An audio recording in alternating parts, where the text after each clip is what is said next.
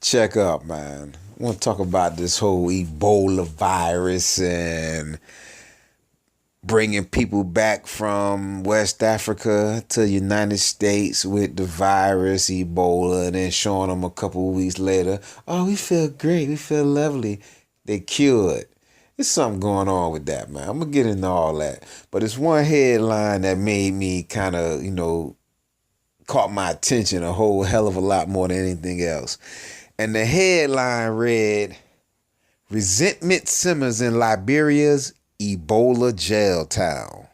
Resentment simmers in Liberia's Ebola jail town. Now, that might not mean nothing to a lot of people when they first see it, but for me, the first thing I thought of was Marcus Garvey.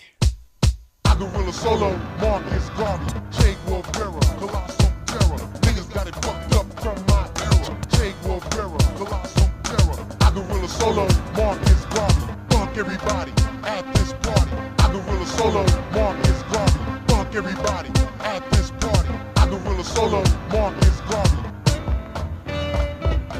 Niggas got it fucked up from my era. Che Guevara, Colossus terror. Niggas got it fucked up from my era. I gorilla solo, Marcus Garvey. Black Star Line, Jamaica Don, he did it, then got shitted. Mail fraud, he being quitted, the first time in history. Usually when I talk to people and try to explain to them exactly what Marcus Garvey tried to do, they look at me with that deer in the headlights, looking like, damn, what are you talking about? When I explain to them that Marcus Garvey sent emissaries over to cultivate the land and the cash crop in Liberia was going to be rubber, and that's where he's going to have all the black people settle from America coming back to Liberia in the 1920s, and the cash crop was going to be rubber. Well, when he sent the boatload of emissaries over, President King and Secretary of State Edwin Barclay, I don't know what happened behind the scenes, but everything that Garvey had put in motion, they put the clamps on. I'm pretty sure the U.S. was behind this, and Britain, France, all of them was behind stopping these black people from coming from America to Liberia, but they didn't tell them no until they got in the ports and told them they couldn't dock. Now, when I explain this to people, they look crazy. And then when I had to bring something into the conversation where they can kind of, if they felt like doing a little research on, they could. And I always bring up the fact that the land that Garvey was going to settle on, like I said, the cash crop was going to be rubber. So when they didn't let Garvey dock or let his men dock, come on the land, when they didn't let them, get off the ships or whatever, all that land, they let Firestone Rubber Company get a hold of that land. And to this day, Firestone Rubber Company, where you get your tires from, they still run Liberia. And hell, I didn't even know that a couple years ago, Firestone Rubber Company tried to overthrow the government because tried to overthrow the government of Liberia because of debts owed by Liberia to Firestone Rubber Company. They tried to get the United States to intervene and overthrow them. Just like Marcus Garvey told they crazy asses they would do. Check up. What do we have here? Okay, I make a vow today. What is it? November 27, 2014, Thanksgiving. I got to make a vow today and stick with it. I got to stop debating with cats who have no idea what's going on in this world. They go back to the old adage, intelligent man arguing with a idiot. The person observing see two idiots. So I gotta make sure I kind of back off and not say too much to people. So what I'm gonna do is kind of amp up my channel Colossus, and my plans are to have a whole catalog to where if I was somewhere for whatever reason and a heated debate got started, I wouldn't even have to say nothing. All I would do is just reference one of my channels, one of my episodes on my channels, and tell them to go there and get my views on it, and if they really want to have a meaningful discussion, then maybe we can talk about it. Because, man, I just, it's amazing that how cats come up to you and start arguing about situations in the world, and you having a conversation and say something just in passing about the situation, and they had no idea or no clue. So that means they really don't know what they're talking about, and it kind of make you like swallow your spit, like, really? And just back it down tonight. So what I'm gonna do, I'm like I said, I'm just gonna tone it down. I ain't gonna have too many more conversations in group settings with people, because cats is ignorant, man. For real. And another thing I want to do, I want to preface this conversation by stating that I guess I need to put this out there for future references, because, like I said, I'll probably be hitting on this topic a lot. When I say the word Negro or Negroes, it has a specific meaning. To me, well, for the fulfillment of this particular episode, or for me, the way I'm gonna talk about the situation is, when I say Negroes, I mean dark-skinned people who have ancestral roots embedded in slavery in North America. Not Hawaii, not Puerto Rico, not Alaska. I'm talking about Negroes in the continental U.S. From Cali to Maine to Florida. Pretty much when I say Negro, the dark-skinned people who one or both of their ancestral links, somewhere down the line, there was some slavery involved. And that's how, I'm not talking about black cats from Panama or Brazil or Haiti or Dominican Republic or South. No. Them black cats over there is Africans. Even the white people that's born there, they Africans. I was born in America, New Jersey, Newark to be precise. And this is all I know, so don't call me you can call me, I don't care. You can call me African American, who cares? Just if I know who you're talking to, I answer to it. I ain't real caught up in all that. So when I say Negroes, just for future reference, I mean the continental U.S. with ancestral ties to slavery somewhere along the line. And that'll be able to, bring what I'm talking about into a better view or whatever. And like I was saying, I got to stop arguing with cats, or what we call a hearty debate with cats, because I take for granted that I try to read one book every month. And cats always ask, where you get that news from? And then when I flip it and I say, well, where you get your info from? CNN. Oh, and then everybody look crazy when I say, well, the Weather Channel get more ratings than CNN in the morning. What? Yeah, that's what you watching, man. That's where you get your news from, man. November 27th, 2014, Thanksgiving. What time is it? 8:30. No love.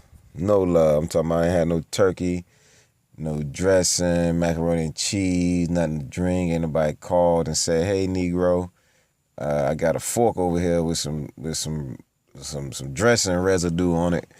Nah, none of that. It's cool though. It's a lonely time right now. Trying to maneuver through this little web I've weaved for myself. But I'm still smiling, Oh, man. Probably got about a dub to my name, trying to figure some things out. But, I'm a cheerful person. My organs feel real good. They clapping. So I can't be too upset. I walk around and make sure I keep not a smile, but far from a frown on my face. Just to let people know it ain't to let people know, it's to let my reflection know, because I'm at the point now, man, where I used to have a philosophy, well, I still do, of guilty until proven innocent. Shit, man. Nah, it's like, man, guilty, and you gotta accidentally prove your innocence. Cause I don't even want to be bothered. I'm self-handicapped, man. I'm still waiting for this duffel bag to fall out the sky, or for this container to wash up on the shore. You know, either way, duffel bag out the sky or container to wash up on the shore with that good in it. Whatever. Oh, man. Oh, boy. What's going on? All this racist. Oh, I got another thing too. I'm changing another word. I'm coining another term. Racist. I know y'all done all heard racist before, but I'm flipping it. Kill what racist used to mean, I guess referring to skin color. The new definition of racist is one who likes to race obsessively, whether it be cars, trucks, motorcycles, speed boats, or hell, on your own 2 feet, dirt bikes, whatever you like to do. If you like to race, then you a racist. Fuck out of here. Check up. COINTELPRO.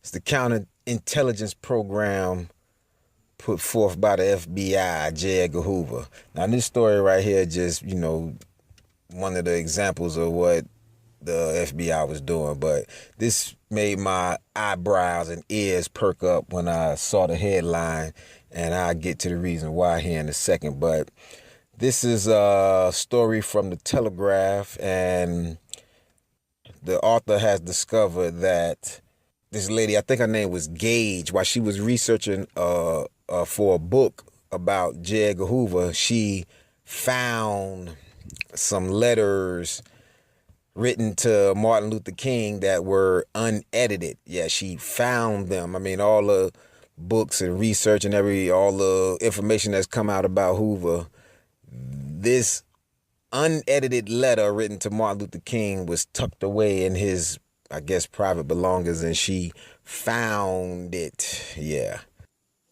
All part of what I feel to be race baiting, but I get into all that too now. Okay, let me get into this letter. The letter was written by William Sullivan, a FBI agent, supposedly. Now, I don't believe nothing that nobody say no more, so this is just the information that's documented in 2014. The letter was supposedly written by William Sullivan, and he was posing as a fellow black activist that was, trying to tell Martin Luther King to go ahead and off himself because of what they had discovered. But the letter was, written because in 1963 the FBI started bugging Martin Luther King, planting listening devices in everywhere that he went. And the reason why they started bugging him is because, well, I don't know, maybe they had already been bugging him, but I think the reason why they started bugging him is because Martin Luther King had charged the FBI with dereliction of duty in the Deep South for not protecting the black people in the South and really standing alongside law enforcement, helping them suppress the black people or whatever. So after he made that statement, J. Edgar Hoover had his panties in a wad, so he was coming after him by any means necessary, And like I said, William Sullivan wrote the letter, posing as a disillusioned civil rights activist, and the letter was accompanied by a cassette recording of Martin Luther King handling his business, supposedly, Buck wild. And I think they sent the audio. From what I read, they sent the audio cassette to Coretta Scott King, mailed it to the house or whatever. But the letter started off by comparing Martin Luther King to Henry VII of England, so you do your own research on that and get your little chuckles on about that. But, it was just, COINTELPRO, counterintelligence program, and the letter pretty much was saying because of the sex romps you've been having and us catching you freaking these ladies and faking like you a pastor and a leader, but you really a abnormal, filthy animal. The letter was talking like that. telling Martin Luther King, you got like 34 days to kill yourself before we expose you. Now remember, it's written as the person who's supposed to wrote the letter at the time was supposed to be a disillusioned black activist. The FBI, they wasn't gonna have, they wasn't nowhere near it. But this is how the counterintelligence program was acting. So they told him he got 34 days to kill himself. We know he didn't do that. So, he was marked. And it's amazing. Now, I got another version of that same story here written by someone at the Final Call. Now, this is kind of funny to me because the Final Call article says that the letter was that the FBI were acting in the name of protecting the vital security interests of the United States. I'm gonna repeat that. They were acting in the name of protecting the vital security interests of the United States. That sounds like 2001, Patriot Act. It's just amazing. And it's just amazing that Negroes still, refuse to see that subliminally, unconsciously, that they doing things. They're not just gonna come up to you and say, "Hey, you dark-skinned black man," slap the shit out you and keep moving. No, it ain't gonna be. It's subtle. It's more subtle and covert. See, cats don't even know what these words and terms mean, so it's somewhat in the dark. And the powers that be know they in the dark and know they can play on people. And it's just amazing because once again, it's the counterintelligence program, COINTELPRO, and it's amazing. And like I say, the reason why it caught my attention because I read the book, J. Edgar Hoover, The Man and the Secrets. And I started reading the book in July of 2002. And in this book, as you can see, this is the same letter. This is the actual book, page 518. And this is the letter that the Final Call kind of printed in its entirety. And you see on my book, I guess it was the edited version. You can see where it was blacked out. But I was telling cats this story, this very story right here, when I learned about it. And cats would look at you, hey, where you be getting your information from? And to me, it's just, this was known. This is published, well-known information, and it's just funny now they talking about it and bringing it out. I guess it's a little more fuel to add into the fire of burn this bitch down. Look how they did King. Man, hey, we gotta tighten up, man. They just playing us, man, and it ain't even about color, man. It ain't even about color whatsoever. Everybody, all the men's sperm the same color. And the ladies' eggs is the same color. That's ridiculous. But here we go anyway, And you see, this kind of story catch my attention because, I got ties to it. Hell, I read about that letter in 2002, 12 damn years ago. But another thing is, it bring about thoughts of the NSA, all this damn spying and the Patriot Act. And the biggest thing is, though, people try to say that, well, I know President Obismo try to say that he has affection for Lincoln, but I think President Obismo is closely aligned with J. Edgar Hoover. To me, him and J. Edgar Hoover were he kind of tapping world leaders' cellular phones, the presidents want to snoop on everybody. That's what J. Edgar Hoover was doing. That's real feminine. To me, I've always said when I start looking kind of cockeyed at this guy, President Obismo, I say he remind me of J. Edgar Hoover. And to see a story like that at a time like this, bam, I put the two together. J. Edgar Hoover, President Obismo. You get yourself some. Don't fire up that weed here in Florida. they shot down the little medicinal marijuana they was trying to get through. Now, I didn't even know until election day that it took 60% of the vote to win. I thought it was a majority, but 60% of the vote to win. And I think we was like either 52 or 57. It was real close, but it ain't. I be telling cats, man, they're not gonna legalize reefer for the simple fact they making money on hand over foot. I don't know which angle they making the most money at. If they making it on the legal side or the illegal side. They running all the drugs, have been for the longest. Ask the real Rick Ross. And it's a lottery report, but that's a whole nother subject. But anyway, I bring that up because I remember this young cat walked up on me at the BP, whatever the gas station is right there on Moncrief and Soutel, I think. He walked up on me with the clipboard in his hand.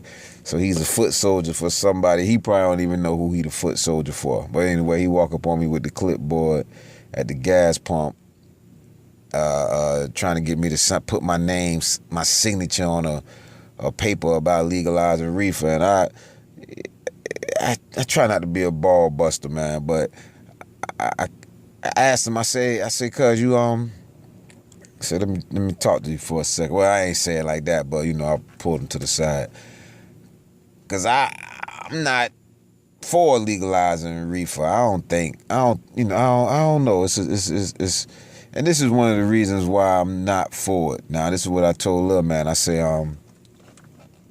you ride around, they legalize reefer or whatever, and you ride around and your eyes red and they smell the herb in your car. What do you think the police gonna do?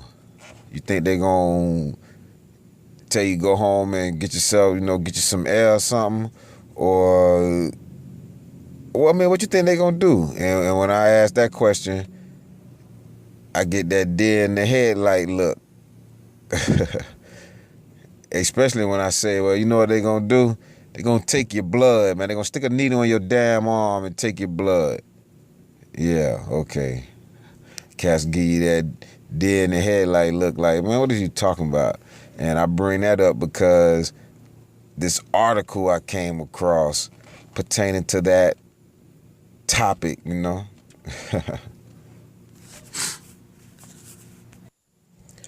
Texas law that lets cops draw blood without warrant tossed by appeals court. Extra, extra. Texas law that lets cops draw blood without warrant tossed by appeals court. The article reads, Texas law that allows police officers to take blood samples from suspected drunk drivers without a warrant is unconstitutional, the state's highest criminal court ruled Wednesday. The ruling could impact Texas's no-refusal weekends, including during the upcoming Thanksgiving holiday, when officers target suspected drunk drivers and subject them to mandatory breath and blood testing in the field. According to the ruling, law enforcement officers would need to have a warrant in hand before forcing suspects against their will to submit to a blood and alcohol content test. We hold that a non-consensual search of a DUI suspect's blood conducted pursuant to the mandatory blood draw and implied consent provisions in the Transportation Code when undertaken in the absence of a warrant or any applicable exception to the warrant requirements violates the Fourth Amendment. Judge Elsa Alcala of the Texas Court of The ruling stems from the 2012 case of David Villarreal, who was pulled over in Nueces County for a traffic violation. After refusing to perform sobriety tests in the field, Villarreal was arrested and taken to a local hospital to have his blood drawn against his will and without a warrant. The arresting officer said the move was legal because the state law requires the taking of a breath or blood sample of anyone previously convicted 2 or more times of driving while intoxicated. The state asked the trial judge to sentence Villarreal, who had been convicted of a felony DWI in 2001 and 2005, to at least 25 years in prison. His attorney cited a 2013 U.S. Supreme Court ruling that said drawing blood of a DUI suspect without a warrant violate the suspect's constitutional right against unreasonable search and seizure. The trial court agreed, saying the blood sample and evidence it produced that Villarreal's blood alcohol content of 0.16 was inadmissible. The state unsuccessfully appealed, kicking the case up to the Texas Court of Criminal Appeals, the state's highest court for criminal cases. Villarreal's attorney, Fred Jimenez, said that while he is pleased with the ruling, it will not mean police officers no longer will be allowed to take blood and breath samples against a DUI suspect's will. They just need to ensure they have a warrant first. We're not going to see the end of no refusal weekends, but the procedure has changed, he said. All it is a ruling that they cannot use the blood test that they obtained without a warrant. That's all it is. They can still try my client. It's a weaker case without that evidence. There's a videotape of my client, and he looks good on the videotape. A spokesman said Nueces County District Attorney Mark Shurka was reading the opinion and had no immediate comment. So no more deer in the headlights on this subject here. Okay, yeah, it's not Florida, it's Texas. They doing it in Texas, yeah. But they doing it. Taking blood. And just heard me read that, yeah, they still take your blood. They might not be able to use the evidence in court. No, the whole problem is the taking of the blood, period. Under the guise of we out here looking for drunk drivers. Man, okay, this is America. I am an American. So, just for example, say you're an American and you happen to be somewhat of a conspiracy theorist, whatever they want to call it. And being American, you have that right. And just so say you happen to be one of them people that believe that when they extract some fluids from your body, they now have a way where they can shoot something up in you if they wanted to. If you was a high value target that, couldn't get a bullet in your head, it'd be too obvious. Or, just Alfred Hitchcock style, Edgar Allan Poe style, you believe in situations like that they can do stuff like sinister things like that. And just, you're American. You can believe that if you want to. And you happen to be one of them people that really believe that. So now when a civilian, a nurse, officer start approaching you with a needle and it's going down, you ready to get plucked, and you happen to believe this is a life and death situation, what's going to happen then?